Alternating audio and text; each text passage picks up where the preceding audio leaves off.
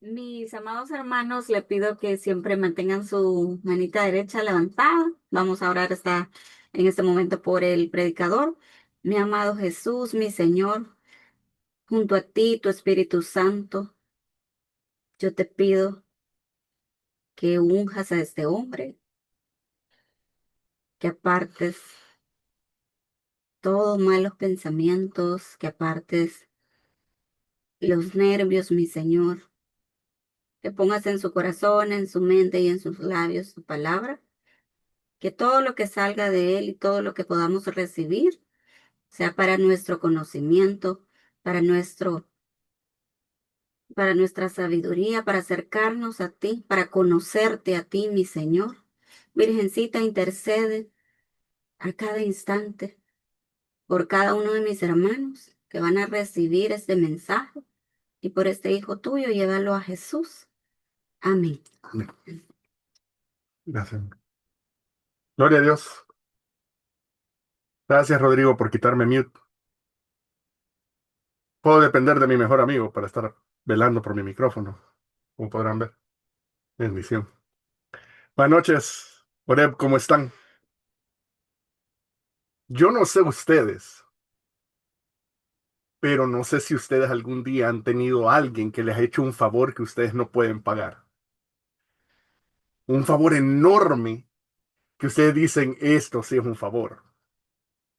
¿Alguna vez ustedes han recibido un favor de algo que no tiene precio? Fíjense que cuando yo me vine a Canadá, me vine con mi esposa, yo no traía absolutamente nada, más que unos cuantos ahorros que teníamos.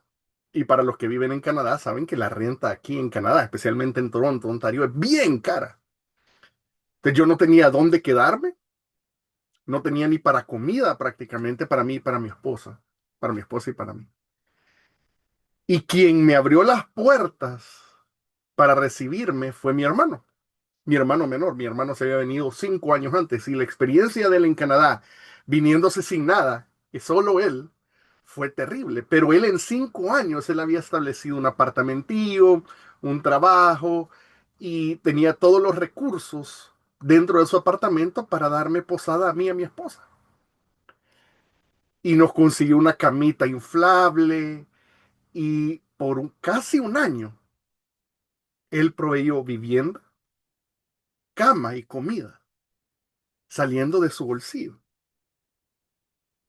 Hasta que yo por fin, en ese año, conseguí un trabajo, conseguimos un apartamento con mi esposa y nos mudamos de la casa de mi hermano y ahí es donde hemos estado viviendo. Pero yo siempre recuerdo ese favor que me hizo mi hermano.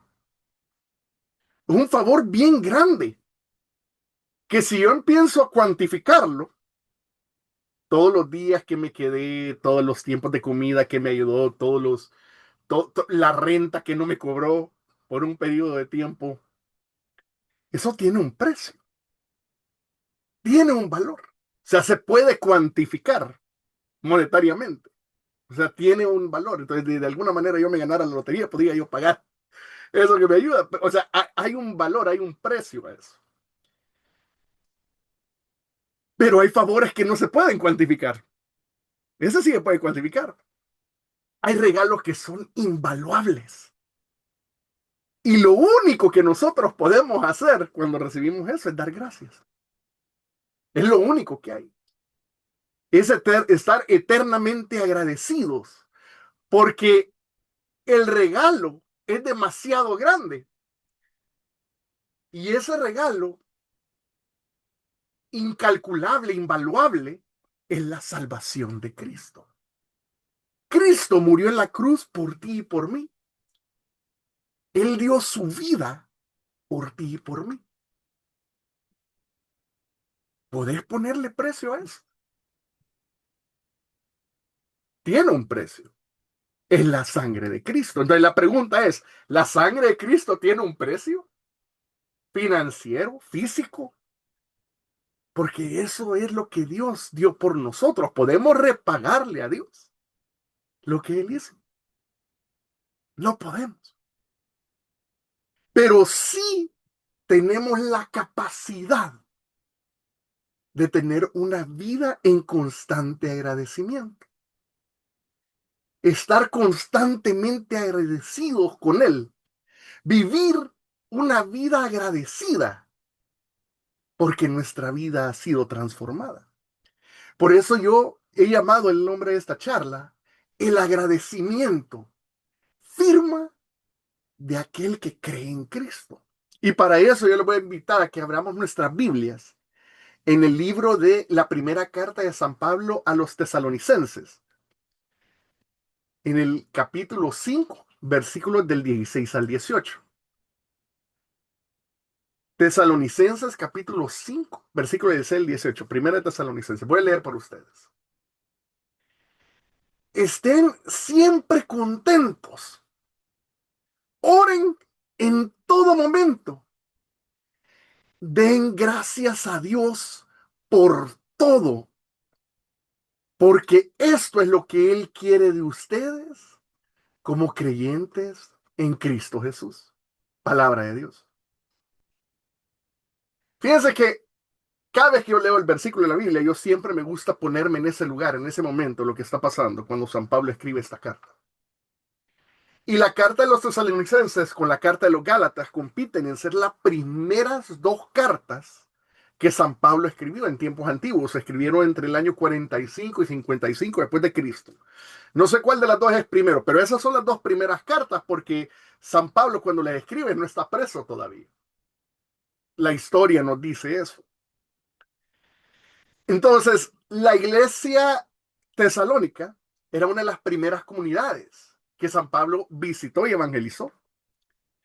Y la fe de los tesalonicenses era ardiente, a tal grado que fue una de las primeras ciudades que fue perseguida.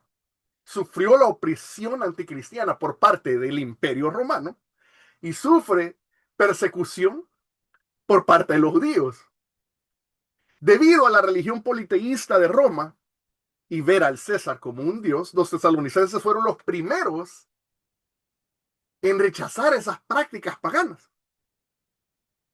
Y ellos adoptan plenamente el evangelio de salvación de Cristo. Inmediatamente, o sea, de esos de que hacen el retiro, se convirtieron y dejaron todo. Y en ese momento también rechazan otra práctica pagana que es de los judíos. Entonces ellos empiezan a recibir persecuciones de los dos lados. Precisamente por esa persecución de los judíos, San Pablo tiene que huir de esa iglesia, porque lo están persiguiendo, lo quieren matar. Se va. Y entonces él se va dejando a ese pueblo en medio de esa persecución y él se queda preocupado. Se queda preocupado porque imagínense estar siendo perseguidos por su fe, habiéndose convertido, tener una nueva vida en Cristo, haber aceptado la salvación, habiendo aceptado esa preciosísima sangre. Y entonces San Pablo lo siente que los ha dejado desamparados. Entonces viene él y él manda a Timoteo. Y le dice, Timoteo, anda a verlos, por favor. Anda, dale ánimo porque los están persiguiendo. Y cuando llega Timoteo, Timoteo los ve y le dice, no, así es que estamos bien. Pero los están persiguiendo. Amén, gloria a Dios. Qué bien que nos persiguen. Agradecidos. Y Timoteo se queda tan sorprendido de la fe de este pueblo, que seguían firmes en la fe, caminaban con valor en medio de la persecución, en medio de toda esa frustración. Y entonces San Pablo cuando recibe esas noticias y le escribe esa primera carta, vamos al final de esta carta donde escribe este pasaje, donde los invita a continuar ese camino en el que van. A mí me encanta porque se nota el amor que le tiene esta iglesia, pero a los Gálatas sí los trata bien. Pero a ellos sí, no, o sea, porque los Gálatas se dejaron llevar por otras prácticas. Y entonces viene San Pablo, en otra prédica se los digo, que le dice, no sean burros, vuélvanse otra vez al Evangelio. Pero los tesalonicenses no. En medio de esa persecución, ellos seguían firmes. Y entonces ahí es donde Él les hace esa invitación a continuar, a pesar de la adversidad, de encontrar plenitud en Cristo, porque solo en Cristo hay plenitud. Estar siempre contentos. Eso significa el estar contento, estar pleno. El saber que la salvación es lo único que importa. Todo lo demás, no. Ya ganamos todo porque tengo la salvación de Cristo. No se necesita más. Yo ya soy salvo porque he aceptado a Cristo. Él dio todo por mí. Entonces yo estoy pleno sabiendo que Cristo me ha salvado. Invita a tener una vida en oración, a tener una íntima comunión con Dios, a buscar estar cerca de Él, a vivir una amistad estrecha con Dios, al conocerlo diariamente, al estar en su gracia. Pero sobre todo invita a estar agradecidos, a dar gracias a Dios por todo y en todo. Es tan grande este versículo que lo decimos todos los domingos en misa. Y si usted va a misa diaria, lo dice todos los días. Gracias a ti, Dios, por todo en todo. San Pablo indica que de esto, del agradecimiento, se reconoce que le pertenecemos a Él. Porque la gracia es solo para Él. Porque de Él nos compró con su preciosa sangre.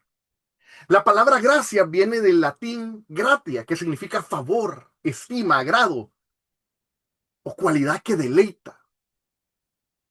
Viene de gratus, que significa agradable o querido, y originalmente significa elogiar y celebrar. Quiere decir que etimológicamente la palabra gracias es reconocer un favor o bendición recibido. El dar gracias es el perfecto acto de alabanza y honor a Dios. Dar gracias por todo y en todo. Es la manera como se rinde alabanza y honor a aquel que lo dio todo. Pero ¿por qué esto es firma de alguien que sigue a Cristo? Porque en estos tiempos, en los tiempos de Roma, era fácil dar gracias cuando todo está bien.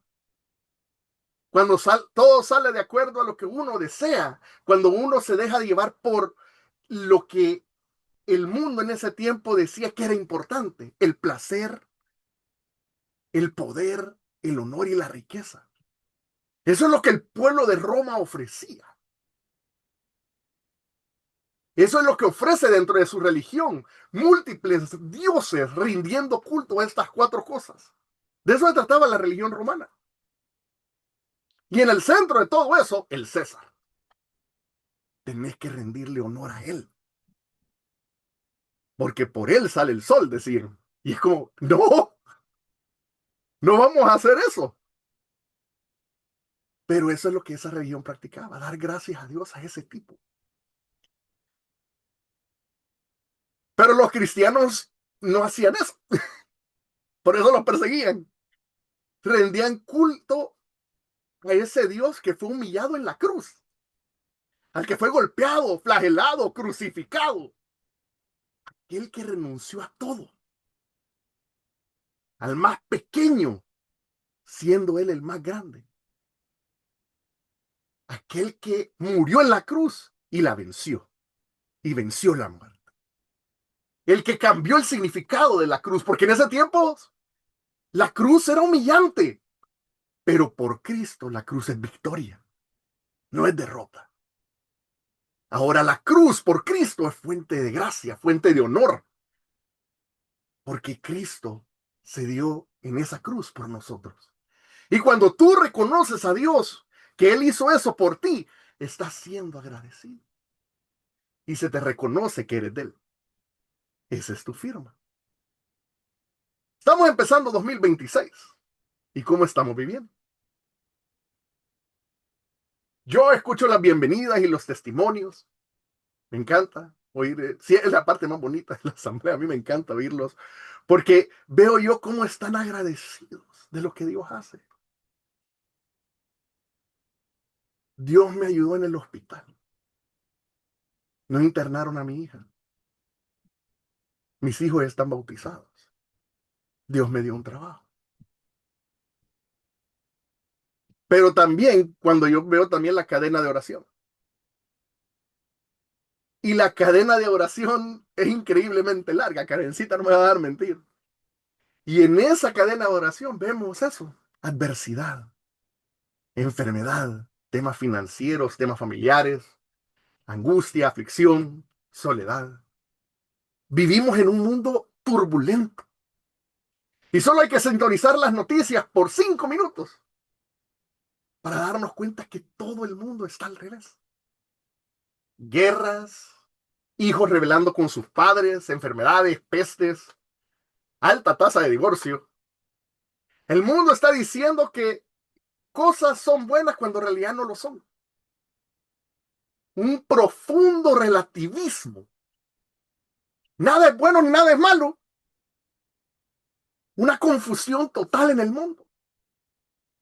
Suena mucho a los tiempos de San Pablo, a la iglesia primitiva, donde el ser creyente y vivir bajo los criterios de Cristo se ven mal. Somos vistos chapados a la antigua, decía Martín Valverde, medievales, anticuados, por ser cristianos, por seguir a Cristo, por ser católicos, por ir a misa. Y en estos tiempos tan turbulentos, tú y yo estamos llevados a tener una vida plena en Cristo. ¿Se nos nota? ¿Se te nota a ti ahorita que tú salgas, que tú eres de Cristo? ¿Se te nota esa plenitud que Dios ya te salvó? ¿Cómo es que nosotros vivimos en tiempos de adversidad? Es fácil ver lo que el mundo hace. El mundo hace y se queja. Se queja de todo. Se queja de todo. Es increíble, de todo. Se queja de las películas del cine. Ese personaje no era del color de piel que tenía que ser. Y yo, ¿el qué? ¿En serio? ¿Te estás quejando de eso? De esas cosas tan insignificantes. Se quejan de lo grande y de lo pequeño. ¿Cómo se llama eso? Insatisfacción total. En los tiempos donde supuestamente vivimos altamente ricos, hay una insatisfacción en todo. Así vive el mundo, lleno de tristeza, ansiedad, soledad, frustración. Pero nosotros no vivimos así, vea, porque somos de Cristo, o no lo somos. Es bien difícil transmitir una vida plena cuando estamos en medio de la prueba. Es bien difícil. Yo he estado ahí. Cuando las cosas nos están yendo bastante mal a nuestro criterio. ¿Cómo podemos transmitir esa vida plena cuando mi familia se está quebrajando? Cuando el pleito con mi hijo y mi hija se ha salido fuera de proporción. Donde ya no nos podemos ver ni en pintura con mi hijo ni mi hija. Donde hay tanto resentimiento y tanto rencor en la familia. O con mis padres, con mi mamá o mi papá. Donde ha llegado ese nivel de toxicidad en esa relación familiar que ya no me quieren ver y me han alejado. No quieren ver a mi esposa, no quieren ver a mis hijos. Me han dejado tirado, abandonado. Y hay que ser plenos en medio de esa circunstancia. Mis hijos o mis hijas no me quieren ver. ¿Podés encontrar plenitud en esos momentos? ¿Qué tal cuando el matrimonio se ha venido abajo? Está roto, destruido. Cuando la relación no funcionó.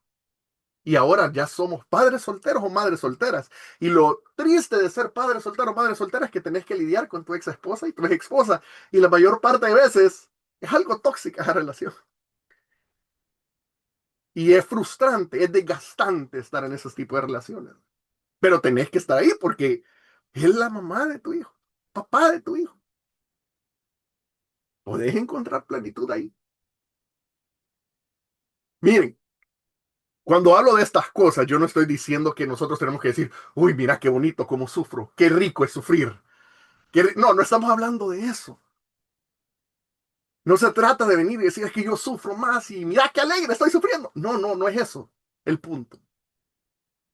El punto es hacer un examen en nuestro corazón. ¿Hay queja o hay agradecimiento en medio de la tempestad? ¿Cómo estamos viviendo nosotros? Nosotros tenemos que reconocer que cada situación que nosotros vivimos, en esa situación, Dios nos ha elegido. Si nosotros estamos acá conectados en este momento es porque Dios lo ha permitido.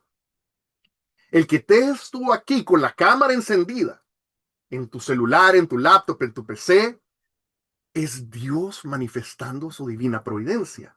¿Tú crees que sale de vos? Encender la cámara, conectarte. Ese mensaje que vino de tu hermano o de tu hermana, conectate. Va a estar chivo ahora, conectate. O el que tú digas, hey, mira, pásame el vínculo, quiero conectarme ahora. ¿Tú crees que sale de ti? No, es Dios llamándote, invitándote en su providencia. Te das cuenta de que Dios tiene una mano detrás de todo. Y si nosotros nos damos cuenta que la providencia de Dios está en todo, podemos empezar a dar gracias a Dios por todo, en todo, porque Dios está presente ahí. Empezamos con lo pequeño. Gracias, Señor, porque me puedo conectar ahora. Por eso empezamos. A mí me encanta cuando arrancamos las asambleas, porque el que ora al frente siempre empieza dando gracias. Gracias, porque estamos conectados. Así se empieza alabando. Así se empieza la asamblea. Gracias, Señor. No empezamos, Señor, dame. No, no empezamos así. Gracias, mi Dios, porque estoy aquí. Gracias porque puedo orar. Gracias porque me puedo conectar. Gracias porque vine del trabajo y estoy aquí. Gracias porque mi Señor hoy tengo un techo donde yo me puedo conectar. Gracias porque tengo un dispositivo y tengo saldo para poder conectar. Gracias porque pude cenar ahora. Porque hay un plato de comida no solo para mí, sino para toda mi familia. Porque después de la asamblea, gracias mi Señor porque hay una cama donde yo voy a poder reposar. Gracias mi Señor porque tengo mis 5 sentidos, puedo ver, puedo escuchar. Es tu divina providencia que me ha permitido vivir esto. Gracias.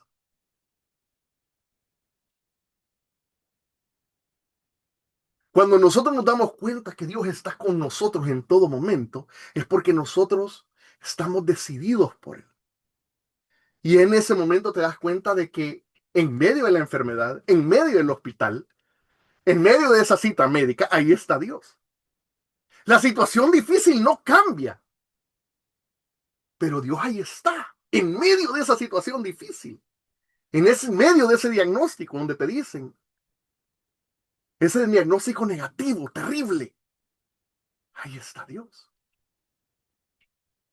Y el que tú vivas esta enfermedad, o que tu hijo viva en esa enfermedad, o tu hija viva en esa enfermedad, o tu papá o tu mamá estén viviendo esa enfermedad, es divina providencia de Dios que se viva así. Y si es divina providencia de Dios esa enfermedad, ¿qué tenemos que hacer? Gracias, Señor.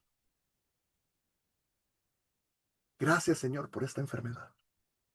Gracias, mi Señor, por esta enfermedad que acecha a mi familia. Gracias por esa enfermedad que me dobla. Gracias porque aquí postrado en esta enfermedad yo puedo sentirte y puedo sentir que no me abandonas en medio de este dolor, en medio de esta frustración. Gracias, mi Dios. Porque aquí empiezo a reconocer en medio de esta enfermedad que no estoy solo, no estoy sola. Mis hijos no están solos, mis hijas no están solas porque tú estás aquí con nosotros. Gracias, Dios, por mi impotencia. Así decíamos en la asamblea. Gracias porque en esta impotencia tú te manifestarás. Gracias, Dios. Porque veré tu poder en mi debilidad. Gracias por el don de la mortalidad. Gracias porque hoy en medio de esta enfermedad puedo acudir a ti. Porque estás aquí consolándome. Estás consolando a ese quien yo amo. Gracias por tu consuelo, mi Dios. Eso es tener una vida en agradecimiento. Y cuando tú empiezas a dar gracias en esos momentos, es increíble cómo tu corazón cambia. Le decía, me estaba hablando hoy con un amigo que está a punto de ser deportado de Estados Unidos porque perdió su trabajo, entonces ya perdió su visa de trabajo y está en este proceso. Y yo le he dicho, mira, resale la treintena de San José. que es lo que me ayudó a mí a conseguir trabajo. Yo le pedí a San José. Y me dice él, Arturo, en 3 meses creo que las cosas van que me voy a regresar, me dice. Pero no tenés idea la paz que me trae el dar gracias. En medio de un proceso de deportación está dando gracias. ¿Y cuál es el fruto de dar gracias? Esa paz. Eso de que no estás solo. En medio de ese dolor, en eso que no te gusta, en medio de que esos planes no salieron como tú querías, dar gracias, Señor, porque ahí estás. Cuando no tienes trabajo, has pasado desempleado. Yo sé que suena contraproducente dar gracias en esas situaciones, pero es increíble cómo el dar gracias libera tu corazón. Gracias, mi Dios, porque soy desempleado. Gracias, mi Dios, porque en ese desempleo veo que tu mano no me ha soltado. Veo tu mano actuar. Gracias, mi Señor, porque en medio de este desempleo veo que no te olvidas de mí. Gracias, mi Dios, porque si los pájaros tienen cómo comer, no me vas a dejar, porque yo soy más que los pájaros. Soy tu hijo, tu hija. Gracias, mi Dios. Hoy yo hablaba con los predicadores a principio de año y me reuní con los predicadores de Oreb. Y yo les decía que como nosotros, como católicos, creemos en el mensaje de salvación en Cristo, en que hemos sido redimidos por Él. Creemos en ese mensaje, que somos plenos, en el que la salvación es lo que nos da esa plenitud. En ningún momento hablamos de que los problemas desaparecen porque aceptamos nuestra vida, aceptamos a Cristo en nuestra vida. Creo yo de que eso lo decimos en retiro. No sé si se acuerdan. Los problemas van a estar. De acuerdo, yo desde mi retiro. Hace 20. ¿Cuántos años, Rodrigo? Bastante. Los problemas ahí siempre van a estar. El que no ha cambiado eres tú. Porque tú eres salvo. De eso se trata. El agradecimiento. Dios ya me salvó. En ningún momento hablamos nosotros de que acepté mi vida en Cristo, entonces las deudas desaparecen, la enfermedad desaparecen, ya no habrá tristeza, ya no hay soledad, ya no hay frustración. Otras iglesias separadas hablan de ese evangelio. El evangelio de la prosperidad se llama eso.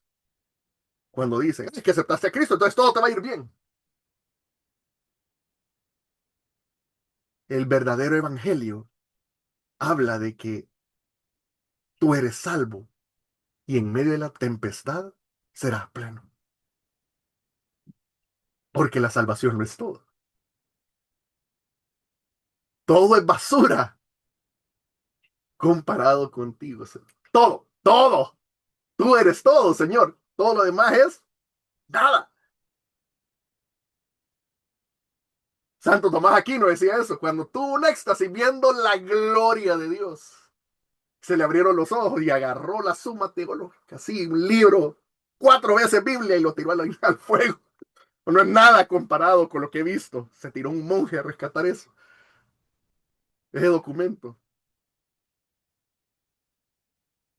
Nosotros como los primeros cristianos, esa iglesia primitiva, vamos a vivir situaciones adversas, situaciones difíciles. Dios no dio a su Hijo único en la cruz para que nosotros tuviéramos una vida fácil.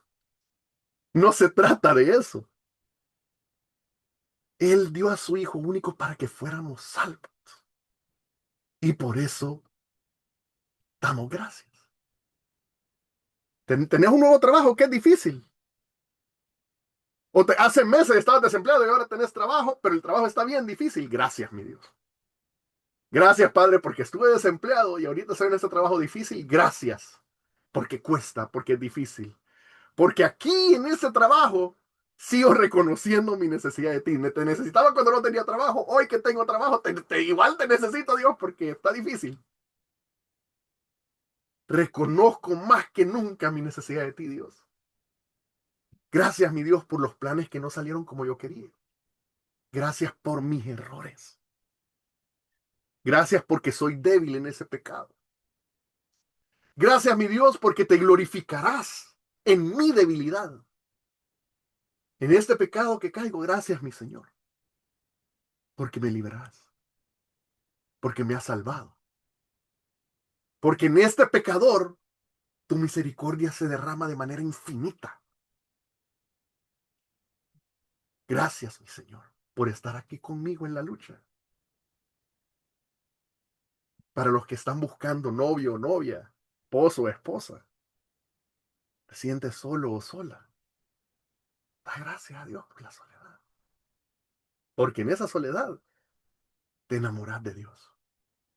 Te enamoras de Dios tanto que cuando en medio de esa soledad te das cuenta lo tanto que vales.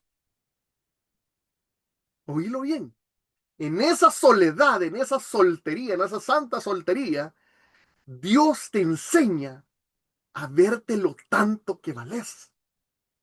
Porque estás con Él y te das cuenta lo tanto que te ama. Gracias, mi Dios, por esta soledad, porque no hay distracciones. Porque mi atención está exclusivamente centrada en ti. Gracias, mi Dios. Y a medida que nosotros damos gracias a Dios por todo, en todo,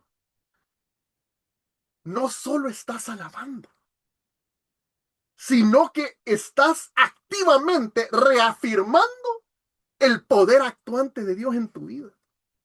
Reafirmas constantemente que Dios no te va a dejar, no de manera pasiva, sino de manera activa. A veces cuando estamos tristes y no sabemos por qué. A mí me decía Juan Carlos Rivera, predicador de la Comu, me da la depre, mi hermano. La depre, mi hermano. Así me decía.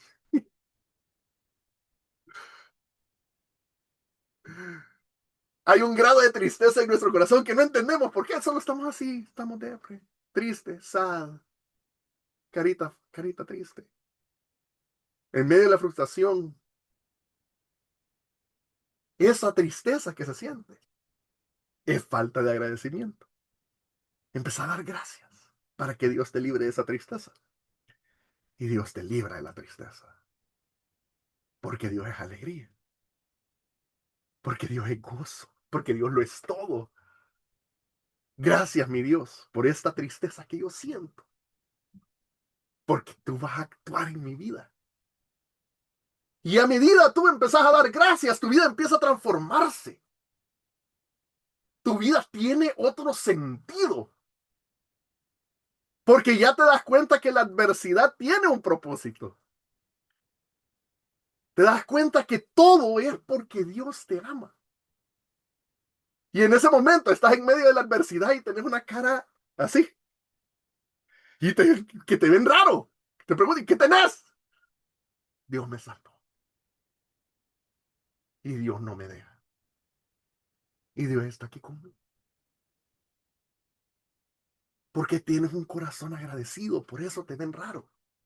Porque el mundo de afuera no conoce esa palabra. Pero tú sí. Porque conoces a Cristo. Dar gracias a Dios por todo en todo.